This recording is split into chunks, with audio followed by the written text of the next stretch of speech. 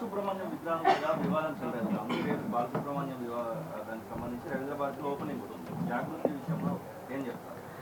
అంటే ఒక్కటండి, తెలంగాణ ఉద్యమంలో కలిసి రానటువంటి వారిని అనేక మందిని కూడా తెలంగాణ ప్రజలు వ్యతిరేకిస్తూ వచ్చినారు.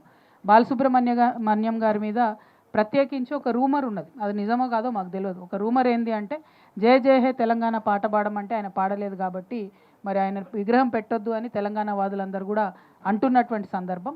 డెఫినెట్గా ఏదేమైనా నేను తెలంగాణ వాదుల పక్షానే ఉంటాను కాబట్టి బాలసుబ్రహ్మణ్యం గారి విగ్రహం పెట్టడానికి ఇంకేదైనా మంచి ప్లేస్ చూసుకొని తెలంగాణ కళాకారులకు సంబంధించినటువంటి విగ్రహాన్ని ఏదైనా రవీంద్ర భారతిలో పెడితే బాగుంటుంది. ఎందుకంటే రవీంద్ర భారతిలో అంతకుముందు తెలంగాణ కళాకారులకు చోటు లేదని ఆవేదన ఉండే.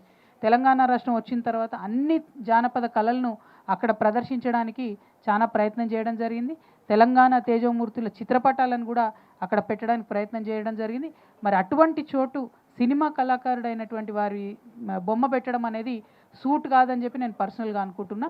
సినిమా కళాకారులు అది పెట్టాలనుకుంటే ప్రసాద్ స్టూడియోస్ ఉన్నాయి, చాలా ఉన్నాయి, ఇంకా చోట్లు లేవని కాదు, పెట్టొద్దని నేను అంటలేను. కానీ రవీంద్ర భారతి మాత్రం ఖచ్చితంగా తెలంగాణ వాదులకు, తెలంగాణ జానపద కళాకారులకు ఉండాలనేటటువంటిది నా ఫర్మ్ అభిప్రాయం. Thank you.